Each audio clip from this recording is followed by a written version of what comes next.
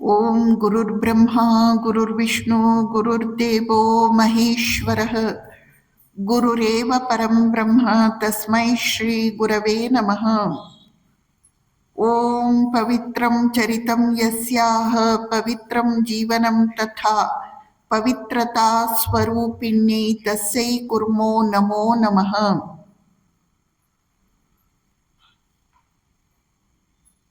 ಶ್ರೀಮಾತೆ ಶ್ರೀ ಶಾರದಾದೇವಿ, ಶ್ರೀರಾಮಕೃಷ್ಣರು, ಸ್ವಾಮಿ ವಿವೇಕಾನಂದರನ್ನು ಭಕ್ತಿಯಿಂದ ಸ್ಮರಿಸುತ್ತೇನೆ.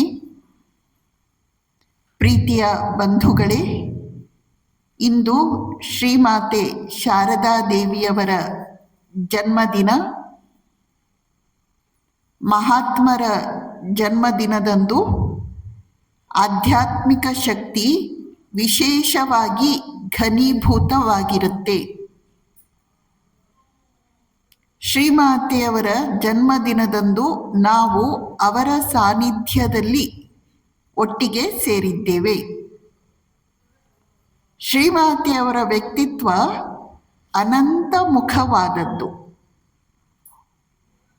ಅವರ ಕರುಣೆ, ಅವರ ಪ್ರೇಮ, ಅವರ ಸೌಜನ್ಯ, ಅವರ ವ್ಯವಹಾರ ಪ್ರಜ್ಞೆ, ಅವರ ಆಧ್ಯಾತ್ಮಿಕ ಅನುಭವಗಳ ಲೋಕ, ಅವರ ಸಾಧನೆ ತಪಸ್ಸುಗಳು, ಅವರಲ್ಲಿ ಇದ್ದಂತಹ ಲೋಕಹಿತ ದೃಷ್ಟಿ, ಲೋಕಹಿತ ಕಾಳಜಿ, ಹೀಗೆ ಅವರ ವ್ಯಕ್ತಿತ್ವ ಬಹುಮುಖವಾದದ್ದು. ಅವರು ಗುರು ದೈವ ಜನನಿ, ಗುರುವೂ ಹೌದು, ದೇವಿಯೂ ಹೌದು, ನಮ್ಮೆಲ್ಲರ ತಾಯಿಯೂ ಹೌದು. ಇಂದು ನಾವು ಶ್ರೀಮಾತೆಯವರ ವ್ಯಕ್ತಿತ್ವದಲ್ಲಿ ಅವರ ಆಧ್ಯಾತ್ಮಿಕ ಅನುಭವಗಳು ಅಂತನ್ನುವ ಒಂದು ಹೃದಯ ಸ್ಪರ್ಶಿಯಾದಂತಹ ವಿಷಯವನ್ನು ಆಲೋಚನೆ ಮಾಡೋಣ. ಶ್ರೀಮಾತೆಯವರ ಆಧ್ಯಾತ್ಮಿಕ ಅನುಭವಗಳು ಅನಂತ ಅನಂತ.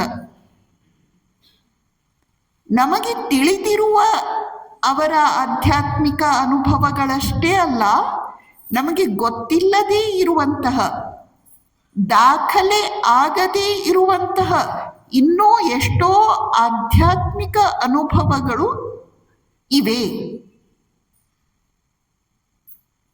ಆಧ್ಯಾತ್ಮಿಕ ಅನುಭವ ಅಂತ ಹೇಳಿದಾಗ ಒಬ್ಬ ವ್ಯಕ್ತಿ ಮನಸ್ಸನ್ನು ಶುದ್ಧಗೊಳಿಸಿಕೊಳ್ಳುತ್ತಾ ತನ್ನೊಳಗೆ ತಾನು ಕಂಡುಕೊಳ್ಳುವಂತಹ ಸೂಕ್ಷ್ಮವಾದ ಆಧ್ಯಾತ್ಮಿಕ ಸತ್ಯಗಳ ದರ್ಶನ. ಆಧ್ಯಾತ್ಮಿಕ ಅನುಭವ ಯಾರಂದ್ರೆ ಅವರಿಗೆ ಲಭಿಸಲ್ಲ. ಎಲ್ಲೋ ಕೆಲವರಿಗೆ, ಯಾರು ಸಾಧನೆಯ ಉತ್ತುಂಗ ಹಂತವನ್ನು ತಲುಪಿದ್ದಾರೆಯೋ ಅವರಿಗೆ ಮಾತ್ರ ಲಭಿಸುವಂಥದ್ದು ಆಧ್ಯಾತ್ಮಿಕ ಅನುಭವಗಳು. ಅಂಥದ್ರಲ್ಲಿ ಶ್ರೀಮಾತೆಯವರ ಆಧ್ಯಾತ್ಮಿಕ ಅನುಭವಗಳು ಅಂತ ನಾವು ನೋಡ್ಲಿಕ್ಕೆ ಹೋದಾಗ ನಮಗೆ ಆಶ್ಚರ್ಯವಾಗುವಷ್ಟು ಮಟ್ಟಿಗೆ ಅದ್ಭುತವಾದಂತಹ, ಒಂದಕ್ಕಿಂತ ಒಂದು ಅದ್ಭುತವಾದಂತಹ ಆಧ್ಯಾತ್ಮಿಕ ಅನುಭವಗಳನ್ನು ನಾವು ಅವರ ಜೀವನದಲ್ಲಿ ಕಾಣುತ್ತೇವೆ.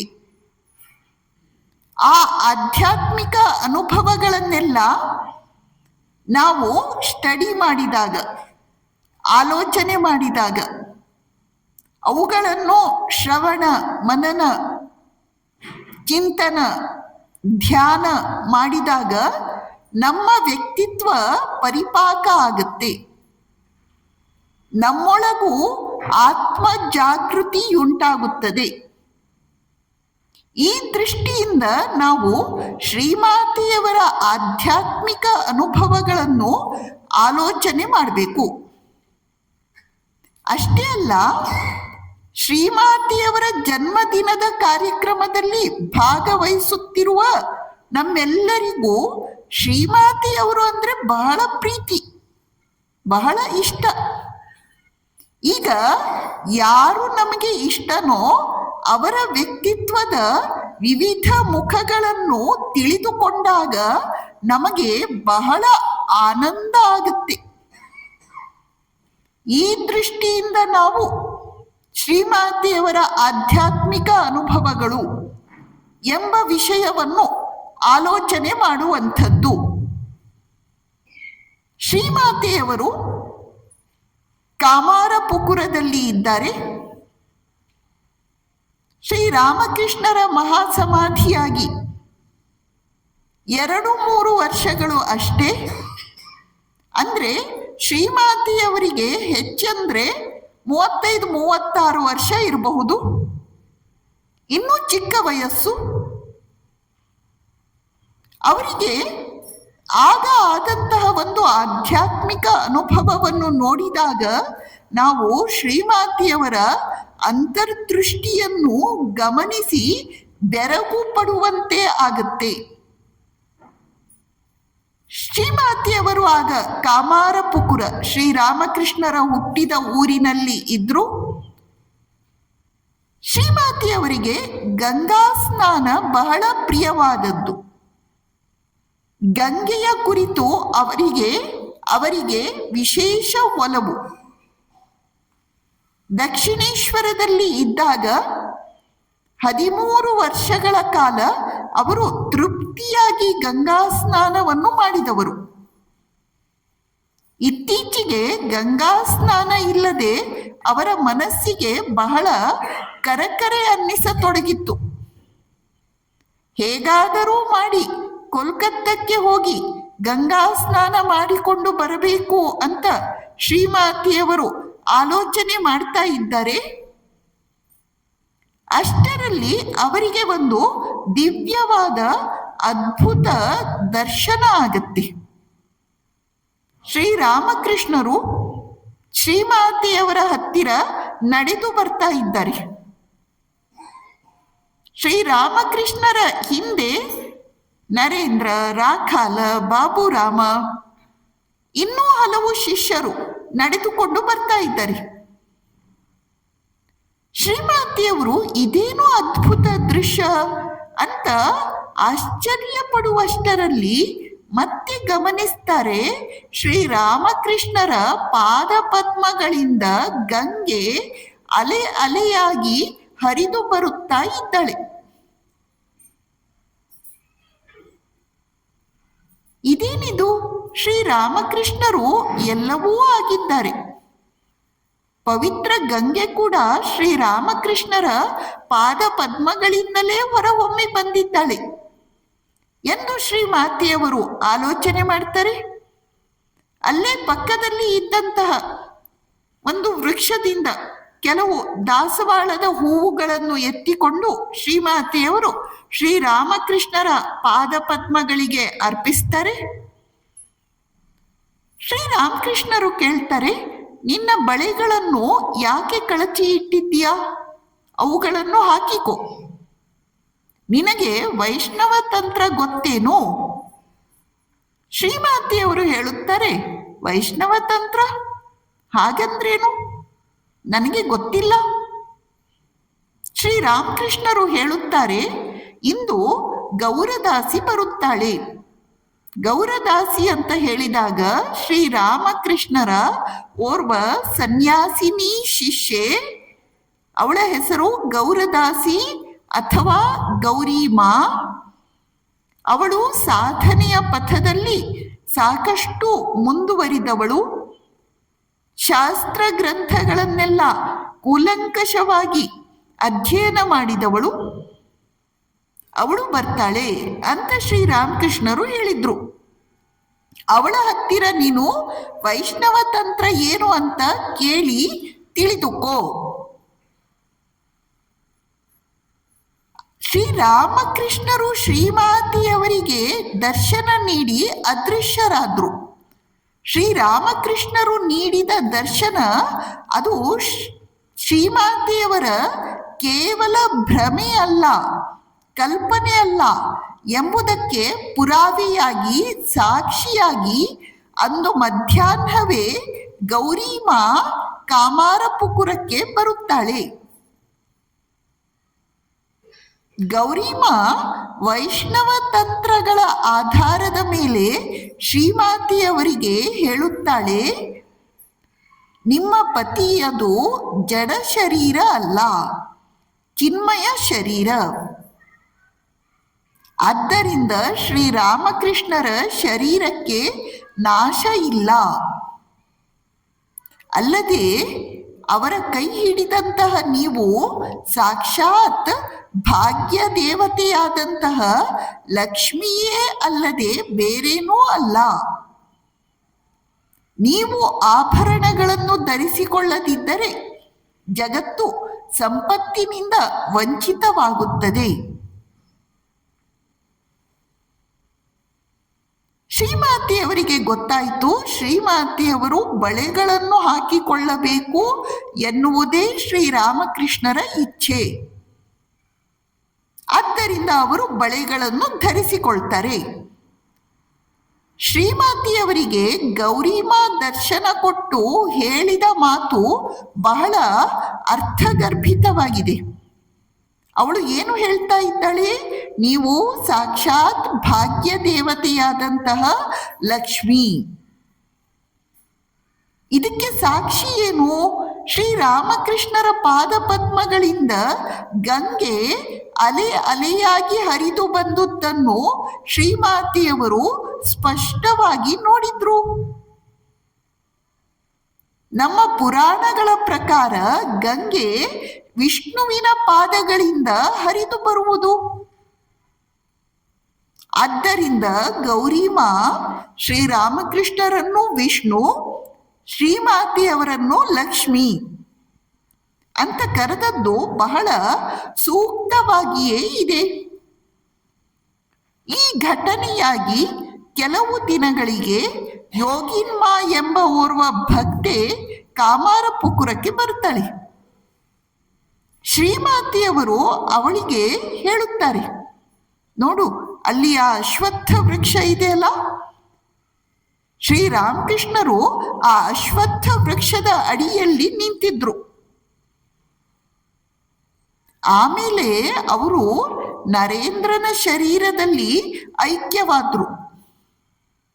ನೋಡು ಆ ಅಶ್ವತ್ಥ ವೃಕ್ಷದ ಬುಡದ ಮೃತ್ತಿಕೆ ಅಂದ್ರೆ ಮಣ್ಣು, ಮೃತ್ತಿಕೆಯನ್ನು ಒಂದಿಷ್ಟು ತಿನ್ನು. ಆ ಜಾಗಕ್ಕೆ ಬಗ್ಗಿ ನಮಸ್ಕಾರವನ್ನು ಮಾಡು. ಇಲ್ಲಿ ಶ್ರೀಮಾತೆಯವರು ಇನ್ನೊಂದು ಹೊಸ ವಿಷಯವನ್ನು ಹೊರಗೆಡವುತ್ತಿದ್ದಾರೆ. ಏನದು? ಶ್ರೀರಾಮಕೃಷ್ಣರು ನರೇಂದ್ರನ ಶರೀರದಲ್ಲಿ ಐಕ್ಯವಾದರು. ಇದರ ಅರ್ಥ ಏನು? ಇದರ ಅರ್ಥ ಇನ್ನು ಮುಂದೆ ಶ್ರೀರಾಮಕೃಷ್ಣರ ಅವತಾರೋದ್ದೇಶ ಕಾರ್ಯವು ಸ್ವಾಮಿ ವಿವೇಕಾನಂದರ ಮೂಲಕ ಮುಂದುವರಿಯಲಿದೆ. ಅಷ್ಟೇ ಅಲ್ಲ, ಶ್ರೀಮಾತೆಯವರಿಗೆ ಈ ದರ್ಶನದಿಂದ ಶ್ರೀರಾಮಕೃಷ್ಣರ ಅವತಾರೋದ್ದೇಶ ಕಾರ್ಯದಲ್ಲಿ ತಮ್ಮ ಪಾತ್ರ ಏನು ಎಂಬುದು ಕೂಡ ಸುಸ್ಪಷ್ಟವಾಗಿ ಗೋಚರ ಆಯಿತು.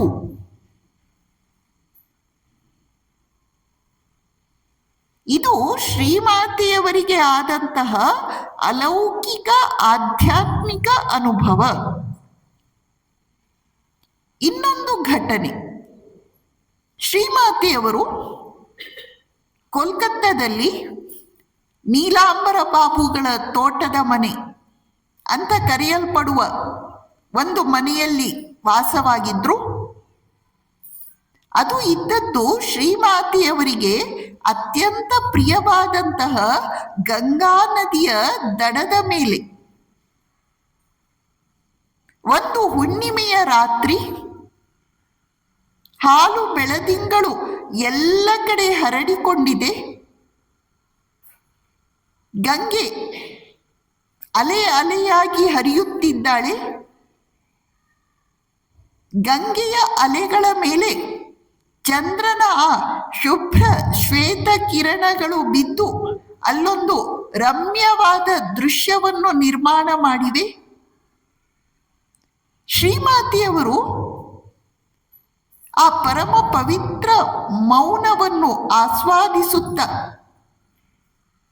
ಸುತ್ತಲ ಪ್ರಕೃತಿಯ ಸೌಂದರ್ಯವನ್ನು, ಆ ಮನಮೋಹಕ ಸೌಂದರ್ಯವನ್ನು ಮನತುಂಬಿ ಆಸ್ವಾದಿಸುತ್ತ, ಗಂಗೆಗೆ ಹೋಗ್ಲಿಕ್ಕೆ ಮೆಟ್ಟಿಲುಗಳು ಇರುತ್ತವೆಯಲ್ಲ, ಆ ಮೆಟ್ಟಿಲುಗಳ ಮೊದಲ ಮೆಟ್ಟಿಲ ಮೇಲೆ ಕುಳಿತಿದ್ದಾರೆ. ಪ್ರಕೃತಿಯ ಸೌಂದರ್ಯವೇ ಅವರ ಮನಸ್ಸನ್ನೆಲ್ಲ ಆವರಿಸಿಬಿಟ್ಟಿದೆ.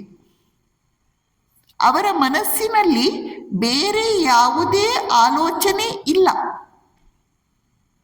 ಆಗ ಇದ್ದಕ್ಕಿದ್ದಂತೆ ಅವರಿಗೆ ಒಂದು ಅದ್ಭುತವಾದ ಅಲೌಕಿಕ ಆಧ್ಯಾತ್ಮಿಕ ಅನುಭವ ಆಗುತ್ತೆ. ಇದ್ದಕ್ಕಿದ್ದಂತೆ ಶ್ರೀರಾಮಕೃಷ್ಣರು ಅವರ ಹಿಂದುಗಡೆಯಿಂದ ನಡೆದುಕೊಂಡು ಬರ್ತಾರೆ. ಶ್ರೀರಾಮಕೃಷ್ಣರು ಗಂಗೆಯೊಳಗೆ ಐಕ್ಯವಾಗಿ ಬಿಡ್ತಾರೆ. ಅಂದರೆ ಶ್ರೀರಾಮಕೃಷ್ಣರ ಜ್ಯೋತಿರ್ಮಯ ಶರೀರವು ಗಂಗಾ ನದಿಯ ಜಲದೊಂದಿಗೆ ಒಂದಾಗಿ ಹೋಯಿತು. ಶ್ರೀಮಾತೆಯವರಿಗೆ ಈ ದೃಶ್ಯವನ್ನು ಕಂಡು ರೋಮಾಂಚನವಾಯಿತು. ಅವರು ಅತ್ಯಂತ ಆಶ್ಚರ್ಯದಿಂದ ಕಣ್ಣು ಬಾಯಿ ಬಿಟ್ಟುಕೊಂಡು ಅದೇ ದೃಶ್ಯವನ್ನು ನೆನಪಿಸಿಕೊಳ್ಳುತ್ತಾ ಇರುವಾಗ ಇನ್ನೊಂದು ಅದ್ಭುತ ಘಟನೆ ನಡೆಯುತ್ತೆ. ಸ್ವಾಮಿ ವಿವೇಕಾನಂದರು ಅದೆಲ್ಲಿಂದಲೂ ಪ್ರತ್ಯಕ್ಷ ಆದರು. ಅವರು ಗಂಗಾ ನದಿಯಲ್ಲಿ ಈಜುತ್ತ ರಾಮಕೃಷ್ಣಮಯವಾದಂತಹ ಆ ಗಂಗಾ ಜಲವನ್ನು ಬೊಗಸೆ ತುಂಬ ಎತ್ತಿ ದಡದಲ್ಲಿರುವ ಸಾವಿರಾರು ಜನಗಳ ಮೇಲೆ ಪ್ರೋಕ್ಷಣೆಯನ್ನು ಮಾಡ್ತಾರೆ.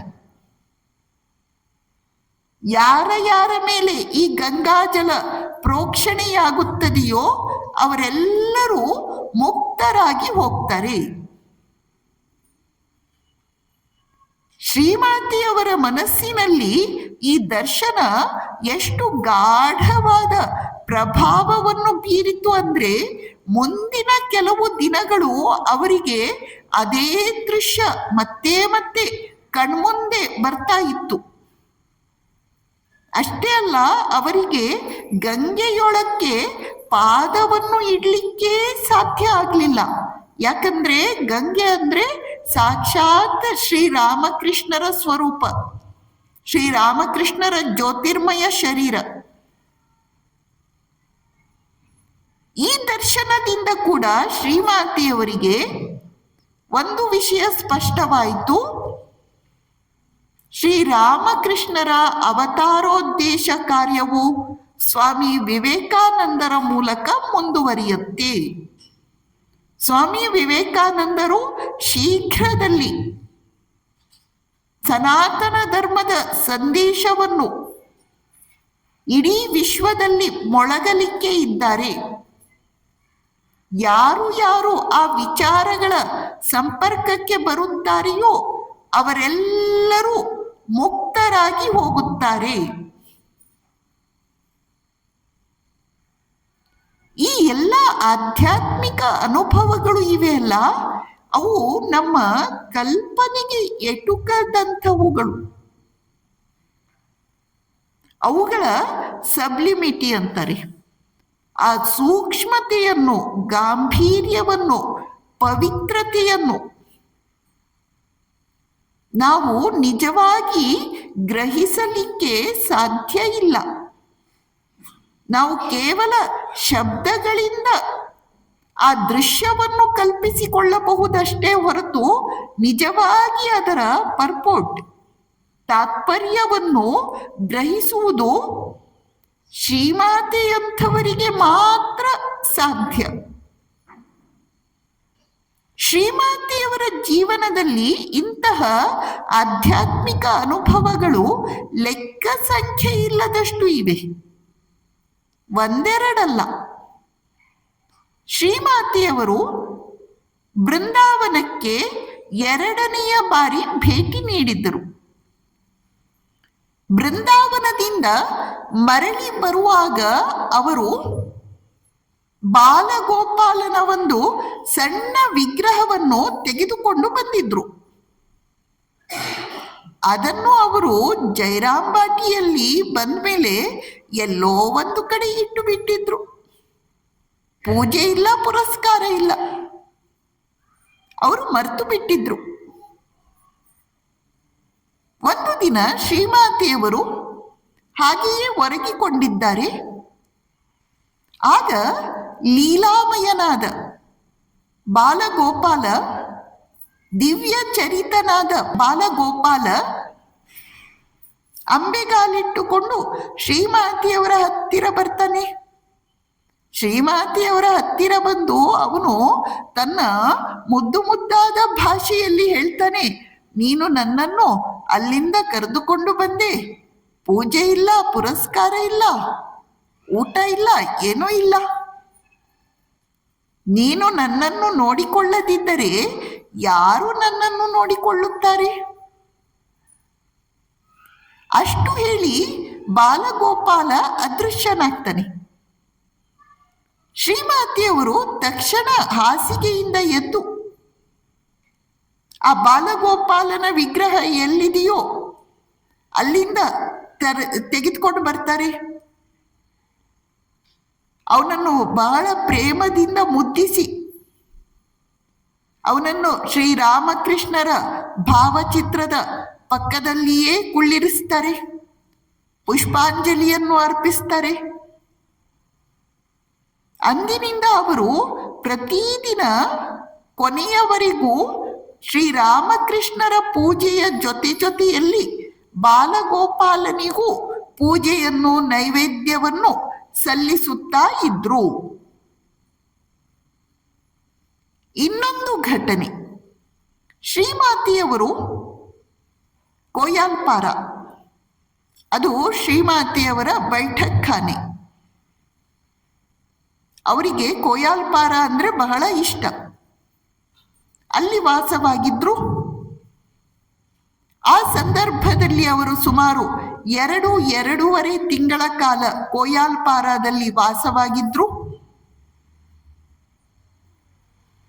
ಅವರು ಜೈರಾಂಬಾಟಿಯ ಎಲ್ಲ ಕೆಲಸ ಕಾರ್ಯಗಳನ್ನು ನೋಡಿಕೊಳ್ಳುವುದಕ್ಕೆ ವರದ ಬ್ರಹ್ಮಚಾರಿಗಳಿಗೆ ಜವಾಬ್ದಾರಿಯನ್ನು ವಹಿಸಿರ್ತಾರೆ.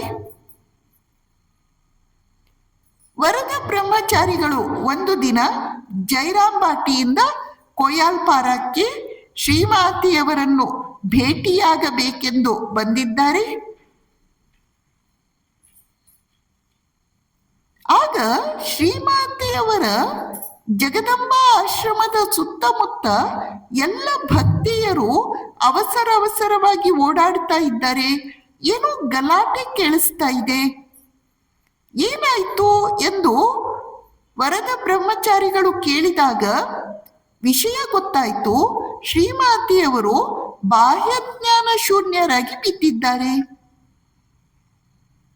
ಅದಕ್ಕೆ ಇದೆಲ್ಲ ಗಲಾಟೆ, ಕೋಲಾಹಲ ಉಂಟಾಗ್ತಾ ಇದೆ. ವರದ ಬ್ರಹ್ಮಚಾರಿಗಳು ಬೇಗ ಅಲ್ಲಿಗೆ ಹೋದ್ರು.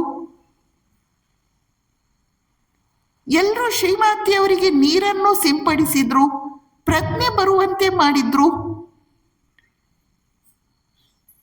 ಪ್ರಜ್ಞೆ ಬಂದ್ಮೇಲೆ ಶ್ರೀಮಾತೆಯವರು ಎಂದಿನಂತೆ ಇದ್ರು. ಆಮೇಲೆ ನಳಿನಿ, ಶ್ರೀಮಾತೆಯವರ ಸೋದರ ಸೊಸೆ, ಅವಳು ಶ್ರೀಮಾತೆಯವರನ್ನು ಕೇಳ್ತಾಳೆ, ನಿಮ್ಗೆ ಏನಾಗಿತ್ತು ಅಂತ. ಶ್ರೀಮಾತೆಯವರು ಸತ್ಯ ಸಂಗತಿಯನ್ನು ಅವಳಿಗೆ ಹೇಳಲಿಲ್ಲ. ಯಾಕಂದ್ರೆ ಅವಳಿಗೆ ಅದೆಲ್ಲ ಅರ್ಥವಾಗುವಂತಹ ಸಂಗತಿಗಳಲ್ಲ. ಅದಕ್ಕಾಗಿ ಶ್ರೀಮಾತೆಯವರು ಹೇಳುತ್ತಾರೆ, ನಾನು ಸೂಜಿಗೆ ದಾರವನ್ನು ಪೋಣಿಸ್ತಾ ಇದ್ದೆ, ಆಗ ಏನೋ ತಲೆ ಸುತ್ತು ಬಂದಂತಾಯ್ತು, ಆದ್ದರಿಂದ ನೆಲದ ಮೇಲೆ ಬಿದ್ದುಬಿಟ್ಟೆ ಅಂತ ಹೇಳ್ತಾರೆ. ಆದರೆ ಸತ್ಯ ಸಂಗತಿ ಏನು ಎಂಬುದನ್ನು ಶ್ರೀಮಾತೆಯವರು ಮುಂದೆ ತಮ್ಮ ಕೊನೆಯ ಕಾಯಿಲೆಯ ಸಂದರ್ಭದಲ್ಲಿ ಕೋಲ್ಕತ್ತಾದ ಉದ್ಬೋಧನಾ ಗೃಹದಲ್ಲಿ ಇರುವಾಗ ವರದ ಬ್ರಹ್ಮಚಾರಿಗಳ ಹತ್ತಿರ ಹೇಳುತ್ತಾರೆ, ಅವತ್ತು ನನಗೆ ತುಂಬಾ ಸುಸ್ತಾಗಿತ್ತು. ನಾನು ವರಾಂಡದಲ್ಲಿ ಸುಮ್ಮನೆ ಕುಳಿತುಕೊಂಡಿದ್ದೆ. ಸ್ವಲ್ಪ ದೂರದಲ್ಲಿ ನಳಿನಿ ಮತ್ತಿತರರು ಏನೋ ಹೊಲಿತಾ ಕುಳಿತುಕೊಂಡಿದ್ರು. ಆಗ ಸುಡು ಬಿಸಿಲಿನ ದಿನ ಇದ್ದಕ್ಕಿದ್ದಂತೆ ಶ್ರೀರಾಮಕೃಷ್ಣರು ಬಾಗಿಲಿನಿಂದ ಒಳಗಡೆ ಪ್ರವೇಶಿಸಿಬಿಟ್ರು. ಅವರು ಅಲ್ಲಿ ನೆಲದ ಮೇಲೆ ಮಲಗಿಕೊಳ್ಳಲಿಕ್ಕೆ ಹೋದ್ರು. ಅವರು ನೆಲದ ಮೇಲೆ ಮಲಗಿಕೊಳ್ಳುತ್ತಾರಲ್ಲ ಎಂದು ನಾನು ನನ್ನ ಬಟ್ಟೆಯನ್ನು, ಸೀರೆಯನ್ನು ಅಲ್ಲಿ ಹರಡಲಿಕ್ಕೆ ಹೋದೆ. ಇದ್ದಕ್ಕಿದ್ದಂತೆ ಶ್ರೀರಾಮಕೃಷ್ಣರ ಸ್ಪರ್ಶ ನನಗೆ ಆಗಿ ವಿದ್ಯುತ್ ಸಂಚಾರವಾದಂತಾಗಿ ರೋಮಾಂಚನ ಉಂಟಾಯಿತು. ನಾನು ಬಾಹ್ಯ ಜ್ಞಾನ ಶೂನ್ಯಳಾಗಿ ಬಿದ್ದು ಬಿಟ್ಟೆ. ಎಷ್ಟು ಹೊತ್ತು ಆ ಸ್ಥಿತಿಯಲ್ಲಿ ಇದ್ದೆ ಎಂದು ನನಗೆ ಗೊತ್ತಿಲ್ಲ. ಹೀಗೆ ಶ್ರೀಮಾತೆಯವರಿಗೆ ಯಾವಾಗ ಬೇಕಿದ್ದರೂ ಶ್ರೀರಾಮಕೃಷ್ಣರ ದರ್ಶನ ಆಗ್ತಾ ಇತ್ತು. ಅದೇ ದಿನಗಳನ್ನು ಕುರಿತಂತೆ ಶ್ರೀಮಾತೆಯವರು ಹೇಳುತ್ತಾರೆ, ಆಗ ನನಗೆಲ್ಲ ಬಹಳ ಜ್ವರ ಬರ್ತಾ ಇತ್ತು. ಜ್ವರ ವಿಕೋಪಕ್ಕೆ ಹೋಗಿ ನಾನು ಪ್ರಜ್ಞೆ ತಪ್ಪಿದವಳಂತೆ ಅಸ್ತವ್ಯಸ್ತವಾಗಿ ಮಲಗಿಕೊಂಡಿರುತ್ತಿದ್ದೆ. ಆದರೆ ಪ್ರಜ್ಞೆ ಮರಳಿ ಬರಲಿಕ್ಕಿಲ್ಲ. ನನಗೆ ತಕ್ಷಣ ಶ್ರೀರಾಮಕೃಷ್ಣರ ನೆನಪಾಗ್ತಿತ್ತು. ಅವರನ್ನು ಸ್ಮರಿಸಿಕೊಳ್ಳುತ್ತಲೇ ನನಗೆ ಅವರು ದರ್ಶನವನ್ನು ಕೊಡುತ್ತಿದ್ದರು. ಹೀಗೆ ಶ್ರೀಮಾತೆಯವರು ತಮ್ಮ ಆ ದಿನಗಳನ್ನು ಕುರಿತಂತೆ ವರದ ಬ್ರಹ್ಮಚಾರಿಗಳ ಹತ್ರ ಹೇಳ್ತಾರೆ. ಶ್ರೀಮಾತೆಯವರು ರಾಮಕೃಷ್ಣರ ಮಹಾಸಮಾಧಿ ಆದ ಮೇಲೆ ಕಾಮಾರಪುಕುರದಲ್ಲಿ 8 ತಿಂಗಳ ಕಾಲ ವಾಸವಾಗಿದ್ದರು. ಆಗ ಅವರು ಅತ್ಯಂತ ಕಠಿಣವಾದ ಜೀವನವನ್ನು ನಡೆಸುತ್ತಿದ್ದರು ಎನ್ನುವುದು ನಮಗೆಲ್ಲ ಗೊತ್ತಿರುವಂತಹ ಸಂಗತಿ. ಆಗ ಶ್ರೀಮಾತೆಯವರಿಗೆ ಲಕ್ಷ್ಮೀ ಜಲ ಎಂಬ ತಮ್ಮ ಪಿತ್ರಾರ್ಜಿತ ಆಸ್ತಿಯಾಗಿ ಬಂದಂತಹ ಹೊಲದಿಂದ ಭತ್ತ ಏನೋ ಸಿಕ್ತಿತ್ತು. ಆದರೆ ಅನ್ನಕ್ಕೇನೋ ತೊಂದರೆ ಇರಲಿಲ್ಲ. ಆದರೆ ಅವರಿಗೆ ತರಕಾರಿ ಇರ್ತಾ ಇರಲಿಲ್ಲ. ಅವರೇ ಕಷ್ಟಪಟ್ಟು ನೆಲವನ್ನು ಅಗೆದು ಸೊಪ್ಪು ಬೆಳೆದ್ರೆ ಸೊಪ್ಪು ಇತ್ತು. ಜೊತೆಯಲ್ಲಿ ಅಡುಗೆಗೆ ಹಾಕ್ಲಿಕ್ಕೆ ಉಪ್ಪು ಇರಲಿಲ್ಲ. ಅವರ ಬಟ್ಟೆ ಹರಿದು ಹೋಗಿದ್ರೆ ಮಧ್ಯಾಹ್ನದ ಹೊತ್ತಿನಲ್ಲಿ ಅವರು ಮೆಟ್ಟಿಲ ಮೇಲೆ ಕುಳಿತುಕೊಂಡು ಬಟ್ಟೆಯನ್ನು ಎಲ್ಲೆಲ್ಲಿ ಹರಿದಿದೆಯೋ ಅಲ್ಲೆಲ್ಲ ಗಂಟು ಹಾಕಿಕೊಳ್ತಾ ಇದ್ರು.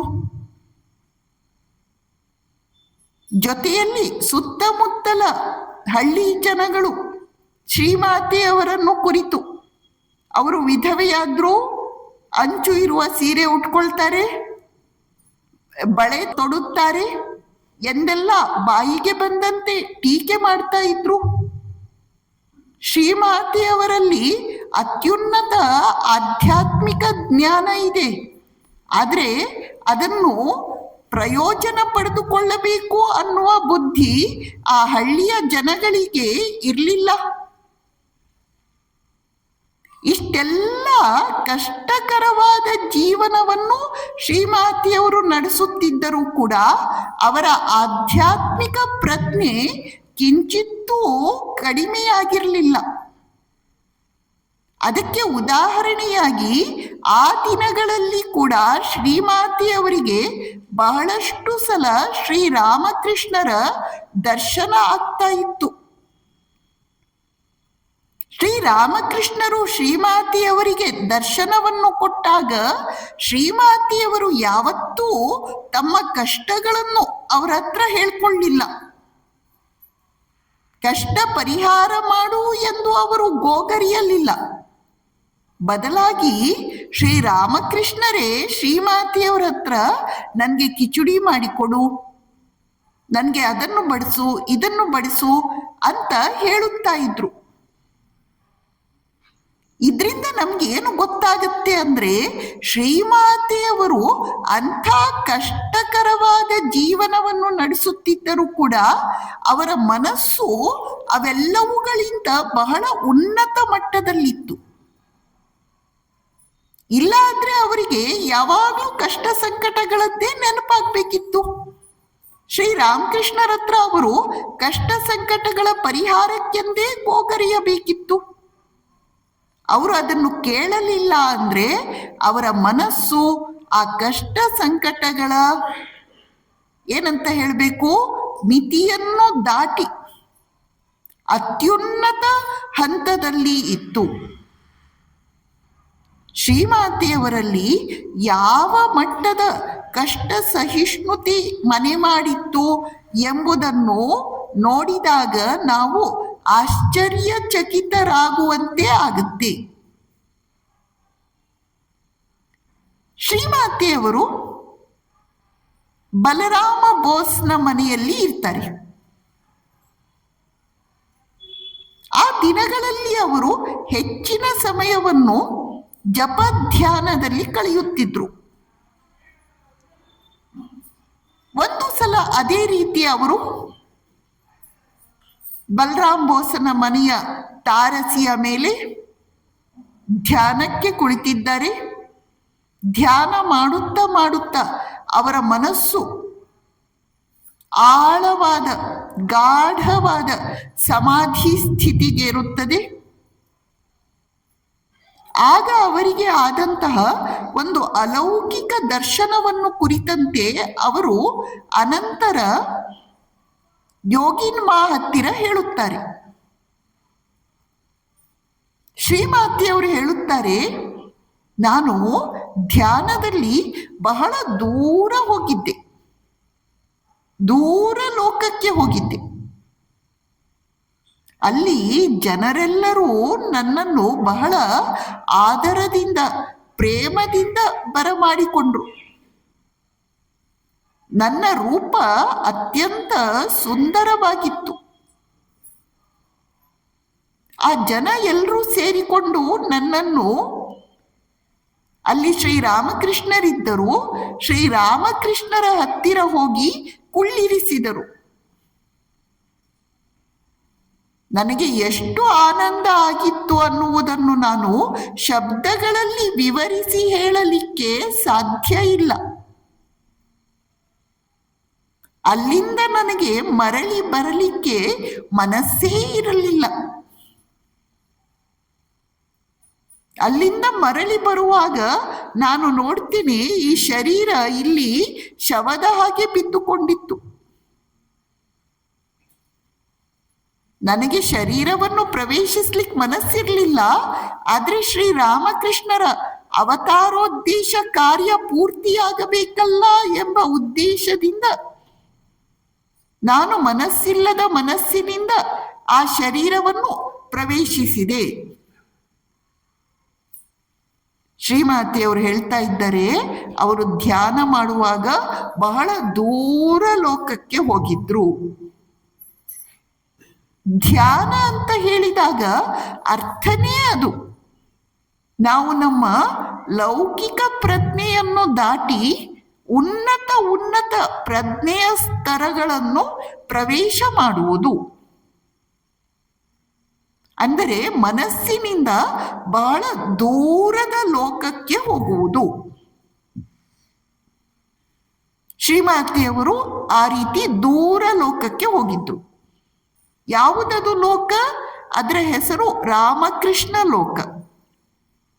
ಪ್ರತಿಯೊಬ್ಬ ಹೊಸ ಅವತಾರ ಆಗಮಿಸಿದಾಗಲೂ ಒಂದೊಂದು ಹೊಸ ಲೋಕ ಮೇಲ್ಗಡೆ ನಿರ್ಮಾಣ ಆಗುತ್ತೆ. ಶ್ರೀಕೃಷ್ಣನ ಆಗಮನದಿಂದ ಗೋಲೋಕ ಧಾಮ ನಿರ್ಮಾಣ ಆಯಿತು. ಅದೇ ರೀತಿ ಶ್ರೀರಾಮಕೃಷ್ಣರ ಆಗಮನದಿಂದ ರಾಮಕೃಷ್ಣ ಲೋಕ ನಿರ್ಮಾಣ ಆಯಿತು. ಅಲ್ಲಿ ಶ್ರೀರಾಮಕೃಷ್ಣರು ವಿರಾಜಮಾನರಾಗಿದ್ದಾರೆ. ಶ್ರೀಮಾತೆಯವರನ್ನು ಈ ಜನ ಎಲ್ಲ ಸೇರಿಕೊಂಡು ಅವರ ಹತ್ತಿರ ಹೋಗಿ ಕುಳ್ಳಿರಿಸಿದ್ರು. ಶ್ರೀಮಾತೆಯವರು ಆಗ ಪರಮಾನಂದದಿಂದ ಇದ್ರು. ಈ ಶರೀರದ ಒಳಗಡೆ ಇರೋದಿದೆಯಲ್ಲ, ಅದು ಬಹಳ ದುಃಖಕರ, ಕಷ್ಟಕರ. ಯಾಕಂದ್ರೆ ಸಣ್ಣ ಜಾಗ, ಇಕ್ಕಟ್ಟಾದದ್ದು. ಅದು ಎಂಥ ಜಾಗ? ಮೂಳೆ, ಮಾಂಸ, ರಕ್ತ, ಮಲಮೂತ್ರಗಳಿಂದ ಕೂಡಿದ ಜಾಗ. ಆದ್ದರಿಂದ ಜ್ಞಾನಿಗಳಿಗೆ ಈ ಶರೀರದ ಒಳಗಡೆ ಇರೋದು ಇಷ್ಟ ಇಲ್ಲ, ಬಹಳ ಕಷ್ಟಕರವಾದದ್ದು. ಆದರೆ ಲೋಕ ಮಂಗಳ ಆಗಬೇಕು ಅನ್ನುವ ಉದ್ದೇಶ ಒಂದರಿಂದಲೇ ಅವರು ಆ ಕಷ್ಟವನ್ನು ಸಹಿಸಿ ಮನಸ್ಸಿಲ್ಲದೆ ಶರೀರದ ಒಳಗಡೆ ಇರ್ತಾರೆ. ಮತ್ತು ಅತ್ಯುನ್ನತ ಆಧ್ಯಾತ್ಮಿಕ ಅನುಭವ ಅಂತ ನಾವು ಯಾವುದನ್ನು ಹೇಳ್ತೇವೆ? ಯಾವುದು ಅಂದ್ರೆ, ನಾನು ದೇಹ ಅಲ್ಲ, ನಾನು ಆತ್ಮ. ನಾನು ಈ ದೇಹದ ಒಳಗಿರುವ ಆತ್ಮ. ನಾನು ಮನಸ್ಸಲ್ಲ, ನಾನು ಬುದ್ಧಿ ಅಲ್ಲ, ನಾನು ಅಹಂಕಾರ ಅಲ್ಲ, ನಾನು ಈ ದೇಹದ ಒಳಗಿರುವ ಆತ್ಮ. ಶ್ರೀಮಾತೆಯವರ ಈ ಆಧ್ಯಾತ್ಮಿಕ ಅನುಭವವನ್ನು ನೆನಪಿಸಿಕೊಂಡಾಗ ನಮಗೆ ಗೊತ್ತಾಗತ್ತೆ, ಅವರು ಯಾವ ಕ್ಷಣ ಬೇಕಿದ್ದರೂ ತಮ್ಮನ್ನು ತಾವು ದೇಹದಿಂದ ಪ್ರತ್ಯೇಕಗೊಳಿಸಿಕೊಂಡು ಆತ್ಮಸ್ವರೂಪದ ಅನುಭವದಲ್ಲಿ ನೆಲೆ ನಿಂತಹ ಸಿದ್ಧ ಪುರುಷರಾಗಿದ್ದರು.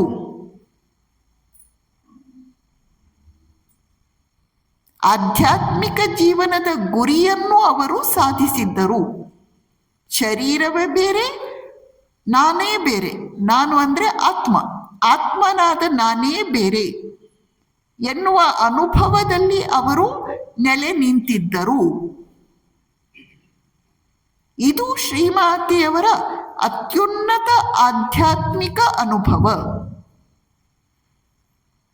ಇನ್ನೊಮ್ಮೆ ಶ್ರೀಮಾತೆಯವರು 6 ತಿಂಗಳ ಕಾಲ ಕೋಲ್ಕತ್ತಾದಲ್ಲಿರುವ ಗಂಗೆಯ ದಡದಲ್ಲಿ ಇರುವಂತಹ ನೀಲಾಂಬರ ಬಾಬುಗಳ ತೋಟದ ಮನೆಯಲ್ಲಿ ವಾಸವಾಗಿದ್ರು. ಅಲ್ಲಿ ಶ್ರೀಮಾತೆಯವರ ಸೇವೆಗೆಂದು ಯೋಗಿನ್ಮ, ಗೋಲಾಪ್ಮ, ಸ್ವಾಮಿ ಯೋಗಾನಂದರು, ಸ್ವಾಮಿ ಅದ್ಭುತಾನಂದರು ಇವರೆಲ್ಲರೂ ಇದ್ರು. ಶ್ರೀಮಾತೆಯವರಿಗೆ ಇಲ್ಲಿ ಕಾಮಾರಪುಕುರದಲ್ಲಿ ಇರುವಂತೆ ಕಷ್ಟಕರವಾದ ಶಾರೀರಿಕ ಕೆಲಸ ಕಾರ್ಯಗಳು ಅಷ್ಟು ಇರಲಿಲ್ಲ. ಆದ್ದರಿಂದ ಅವರು ಹೆಚ್ಚಿನ ಸಮಯವನ್ನು ಧ್ಯಾನದಲ್ಲಿ ಲೀನರಾಗಿ ಆತ್ಮಾನಂದದಲ್ಲಿ ಮಗ್ನರಾಗಿರ್ತಾ ಇದ್ರು. ಒಮ್ಮೆ ಹೀಗೆ ಶ್ರೀಮಾತೆಯವರು ನೀಲಾಂಬರ ಬಾಬುಗಳ ತೋಟದ ಮನೆಯ ಅಲ್ಲಿ 2-3 ಕೋಣೆಗಳಿವೆ. ಆ ಕೋಣೆಗಳಿಗೆ ತಾಗಿಕೊಂಡು ಮೊದಲ ಮಹಡಿಯ ಮೇಲೆ ಒಂದು ವಿಸ್ತಾರವಾದ ವರಾಂಡ ಇದೆ. ಅಲ್ಲಿನೇ ಶ್ರೀಮಾತೆಯವರು ಪಂಚತಪವನ್ನು ಮಾಡಿದ್ದು. ಆ ತಾರಸಿಯ ಮೇಲೆ ಶ್ರೀಮಾತೆಯವರು ಕುಳಿತುಕೊಂಡು ಧ್ಯಾನಸ್ಥರಾಗಿದ್ದಾರೆ. ಅವರ ಜೊತೆಯಲ್ಲಿ ಯೋಗಿನ್ಮ, ಗೋಲಾಪ್ಮ ಕೂಡ ಧ್ಯಾನಸ್ಥರಾಗಿ ಕುಳಿತಿದ್ದಾರೆ. ಶ್ರೀಮಾತೆಯವರು ಧ್ಯಾನ ಮಾಡ್ತಾ ಮಾಡ್ತಾ ಈ ಜಗತ್ತನ್ನು ಮರೆತು ಬಿಟ್ರು, ದೇಹವನ್ನು ಮರೆತು ಬಿಟ್ರು. ಅವರು ಬೇರೆಯೇ ಲೋಕಕ್ಕೆ ಹೋದ್ರು. ಅವರು ನಿರ್ವಿಕಲ್ಪ ಸಮಾಧಿಯ ಅನುಭವದಲ್ಲಿ ಐಕ್ಯರಾದ್ರು. ಅವರು ಎಷ್ಟು ಹೊತ್ತು ಆ ಸ್ಥಿತಿಯಲ್ಲಿ ಇದ್ರು ಎಂದು ನಮಗೆ ದಾಖಲೆಗಳಿಲ್ಲ. ಅವರು ಸಮಾಧಿಯಿಂದ ಮರಳಿ ಬರುವಾಗ ಅವರಿಗೆ ಬಾಹ್ಯ ಪ್ರಜ್ಞೆಯೇನೋ ಬಂತು, ಆದ್ರೆ ಇನ್ನೂ ದೇಹದ ಅರಿವು ಉಂಟಾಗಿಲ್ಲ. ಅಂದ್ರೆ ನಾನು ಅನ್ನುವ ವ್ಯವಹಾರ ಪ್ರಜ್ಞೆಯ ನಾನು ಗೊತ್ತಾಯ್ತು, ಆದ್ರೆ ಇನ್ನು ದೇಹದ ಪ್ರಜ್ಞೆ ಗೊತ್ತಾಗ್ತಾ ಇಲ್ಲ.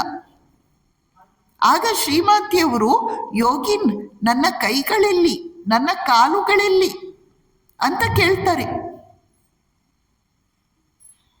ಯೋಗಿನ್ಮ ಮತ್ತೆ ಮತ್ತೆ ಅವರ ಕೈಕಾಲುಗಳನ್ನು ಮುಟ್ಟಿ ಮುಟ್ಟಿ, ಅಮ್ಮ ಇಲ್ಲಿವೆ ನಿಮ್ಮ ಕೈಗಳು, ಅಮ್ಮ ಇಲ್ಲಿವೆ ನಿಮ್ಮ ಕಾಲುಗಳು ಅಂತ ಹೇಳ್ತಾಳೆ. ಆದರೂ ಶ್ರೀಮಾತೆಯವರಿಗೆ ಕೈಕಾಲುಗಳ ಪ್ರಜ್ಞೆ ಬಂದದ್ದು ಎಷ್ಟೋ ಹೊತ್ತು ಕಳೆದ ಮೇಲೆ.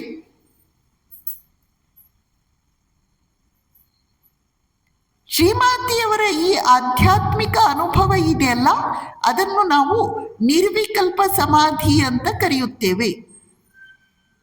ನಿರ್ವಿಕಲ್ಪ ಸಮಾಧಿಯಲ್ಲಿ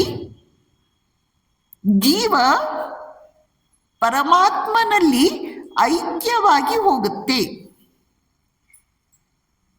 ಅಲ್ಲಿ ಯಾವ ವಿಕಲ್ಪ ಅಂದ್ರೆ ವಸ್ತುಗಳು, ದೃಶ್ಯಗಳು, ಮನಸ್ಸಿನ ಸಂಕಲ್ಪ ವಿಕಲ್ಪಗಳು ಯಾವುದೂ ಇರುವುದಿಲ್ಲ.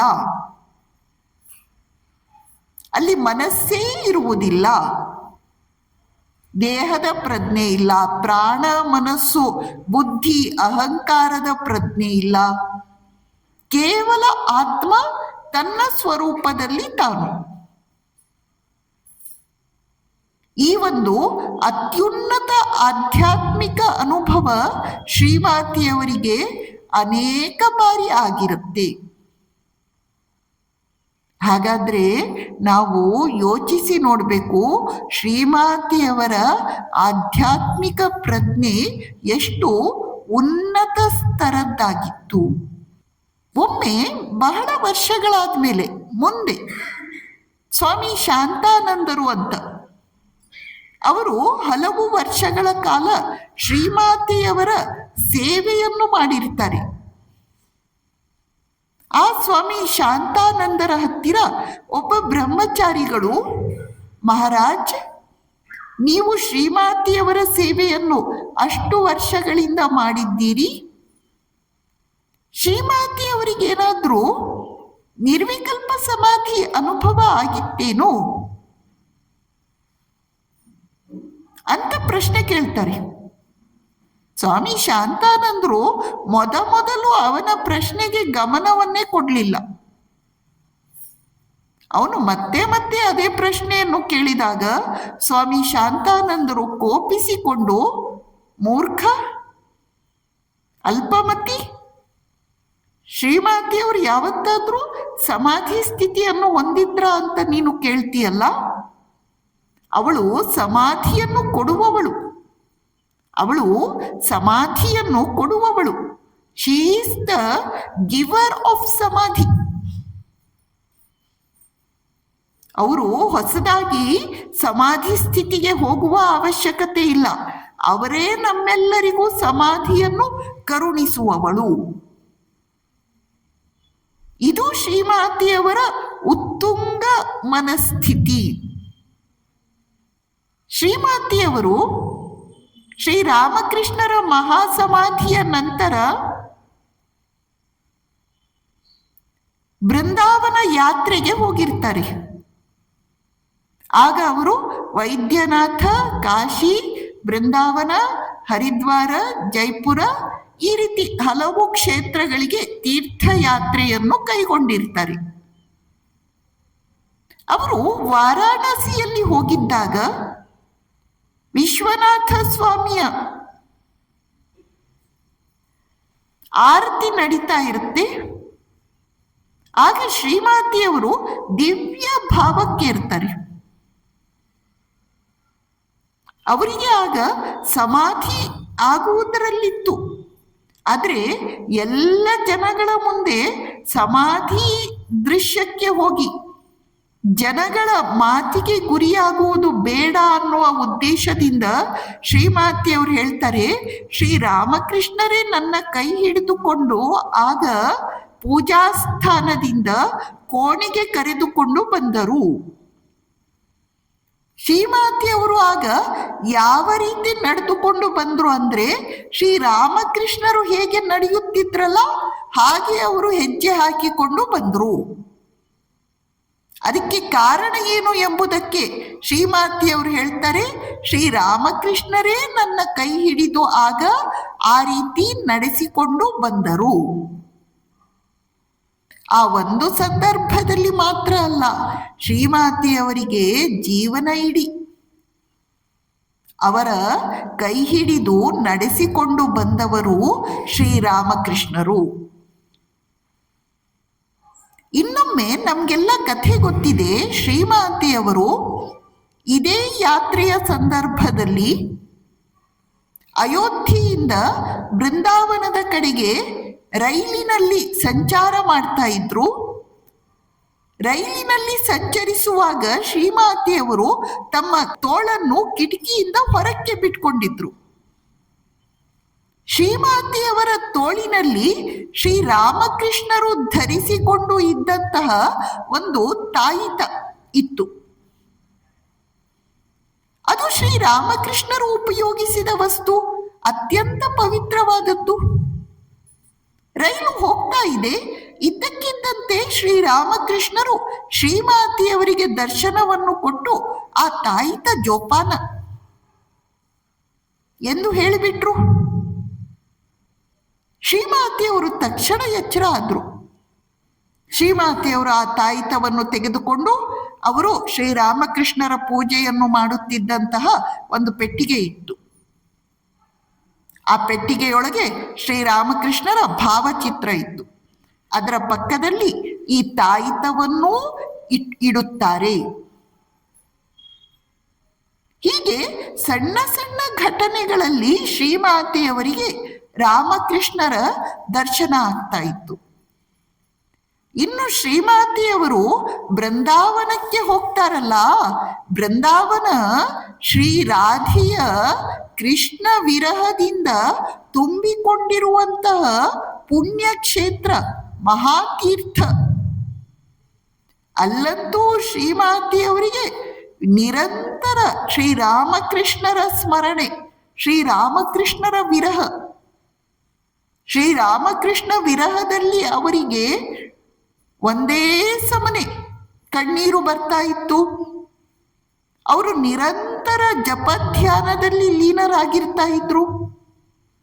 ಆಗ ಒಂದು ದಿನ ಶ್ರೀರಾಮಕೃಷ್ಣರೇ ದರ್ಶನವನ್ನು ಕೊಟ್ಟು, ನೀವು ಯಾಕೆ ಈ ರೀತಿ ದುಃಖಿಸ್ತಾ ಇದ್ದೀರಿ? ನಾನು ಎಲ್ಲಿಗೆ ತಾನೇ ಹೋಗಿದ್ದೇನೆ? ನಾನು ಈ ಕೋಣೆಯಿಂದ ಇನ್ನೊಂದು ಕೋಣೆಗೆ ಹೋಗಿದ್ದೇನೆ ಅಷ್ಟೇ.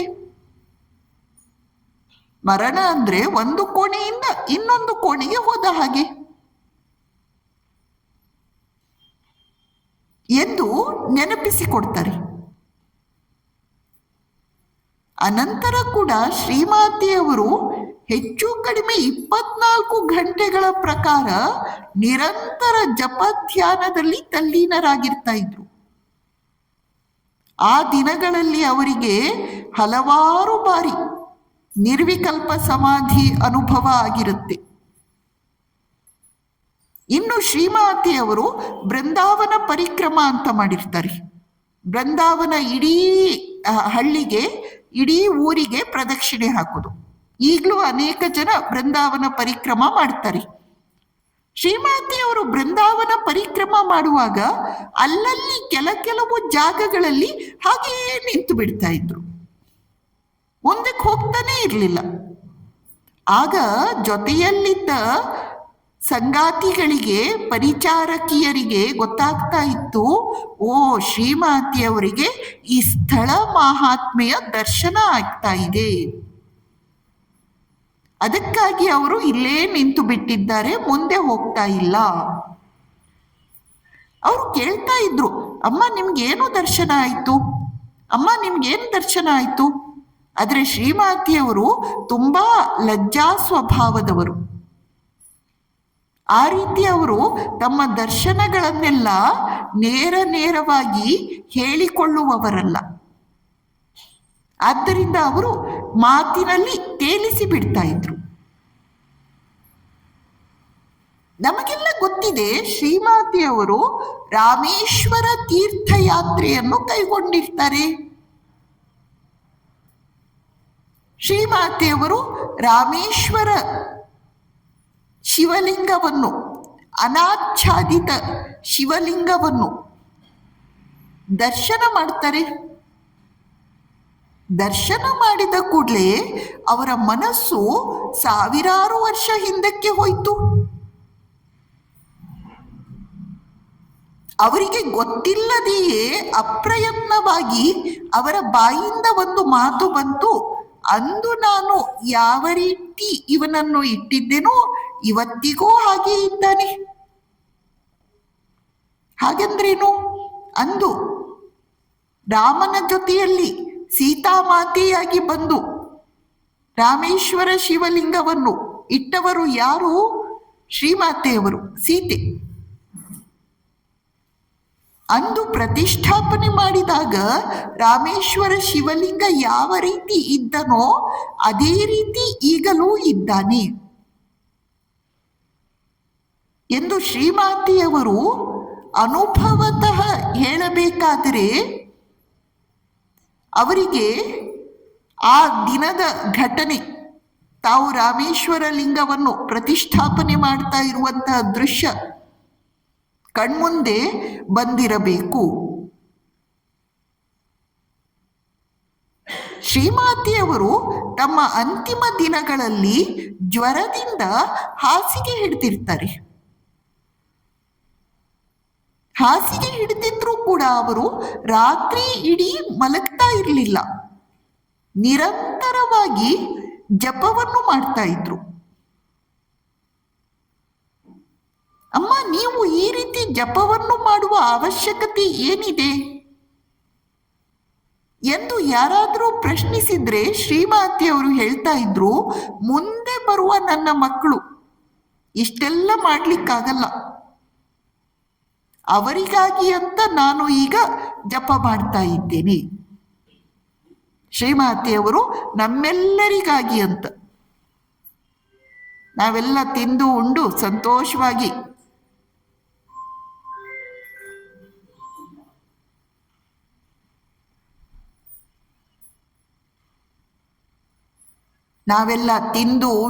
ಸಂತೋಷವಾಗಿ ಆನಂದದಿಂದ ಓಡಾಡಿಕೊಂಡು ಇರುವಂತಾಗ್ಲಿ ಅಂತ ಶ್ರೀಮಾತೆಯವರು ಹಗಲು ರಾತ್ರಿ ಎನ್ನದೆ ತಮ್ಮ ಕಾಯಿಲೆಯ ದಿನಗಳಲ್ಲಿ ಕೂಡ ನಿರಂತರ ಜಪವನ್ನು ಮಾಡಿದ್ದಾರೆ. ಎಂಥ ನಿಸ್ವಾರ್ಥ ಜೀವನವನ್ನು ಶ್ರೀಮಾತೆಯವರು ಬದುಕಿ ತೋರಿಸಿದ್ದಾರೆ. ಶ್ರೀಮಾತೆಯವರು ಹೇಳ್ತಾರೆ, ನಾನು ಎಲ್ಲರ ತಾಯಿ.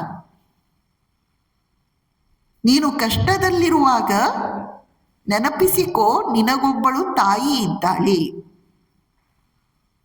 ಇದು ನಮ್ಮೆಲ್ಲರಿಗೆ ಬಹುದೊಡ್ಡ ಭರವಸೆ, ಬಹುದೊಡ್ಡ ಸಾಂತ್ವನ. ನಾವು ಕಷ್ಟದಲ್ಲಿರುವಾಗ, ದುಃಖದಲ್ಲಿರುವಾಗ, ಸಮಸ್ಯೆಯಲ್ಲಿ, ನೋವಿನಲ್ಲಿ, ದುರಿತದಲ್ಲಿ ಸಿಕ್ಕಿ ಹಾಕಿಕೊಂಡಿರುವಾಗ ನಾವು ಏನು ನೆನಪಿಸಿಕೊಳ್ಬೇಕು? ನಮಗೊಬ್ಬಳು ತಾಯಿ ಇದ್ದಾಳೆ. ನಮಗೊಬ್ಬಳು ತಾಯಿ ಇದ್ದಾಳೆ ಅಂದ್ರೆ ಅವಳು ನಮ್ಮ ಈ ಎಲ್ಲ ಭಾರವನ್ನು ನಾಶ ಮಾಡ್ತಾಳೆ, ನಮಗೆ ಸಾಂತ್ವನ, ಸಮಾಧಾನ, ಧೈರ್ಯ, ಭರವಸೆ ಅದನ್ನು ತುಂಬುತ್ತಾಳೆ. ತನ್ಮೂಲಕ ನಮ್ಮ ಜೀವನಗಳನ್ನು ಸುಂದರಗೊಳಿಸುತ್ತಾಳೆ. ಆದ್ದರಿಂದ ಅಂತಹ ಶ್ರೀಮಾತೆ ಶಾರದಾ ದೇವಿಯವರ ಪುಣ್ಯ ಜನ್ಮದಿನ ಇವತ್ತು. ಶ್ರೀಮಾತೆಯವರ ಪುಣ್ಯ ಜನ್ಮದಿನದಂದು ನಾವೆಲ್ಲರೂ ಅವರ ಸಂತಾನವಾಗಿ ಅವರ ಸ್ಮರಣೆಯಲ್ಲಿ ನಮ್ಮ ಹೆಚ್ಚಿನ ಸಮಯವನ್ನು ಕಳೆಯುವಂತಾಗ್ಲಿ, ಅವರ ಜೀವನ ಸಂದೇಶಗಳು ನಮ್ಮ ಬದುಕುಗಳನ್ನು ಬೆಳಗುವಂತಾಗ್ಲಿ. ನಿಮ್ಮೆಲ್ಲರಿಗೆ ಶ್ರೀಮಾತೆಯವರು ಶಾಂತಿ, ಸಮಾಧಾನ, ಐಶ್ವರ್ಯ, ಸಂಪದ, ಆಯುರಾರೋಗ್ಯ, ಉನ್ನತಿಯನ್ನು ಅನುಗ್ರಹಿಸಲಿ ಎಂದು ಶ್ರೀಮಾತೆ ಶ್ರೀ ಶಾರದಾ ದೇವಿಯವರಲ್ಲಿ ನಿಮ್ಮೆಲ್ಲರ ಪರವಾಗಿ ಪ್ರಾರ್ಥನೆಯನ್ನು ಮಾಡುತ್ತೇನೆ. ಓಂ ಶಾಂತಿ ಶಾಂತಿ ಶಾಂತಿ. ಹರಿ ಓಂ ತತ್ಸತ್ ಶ್ರೀರಾಮಕೃಷ್ಣಾರ್ಪಣಮಸ್ತು.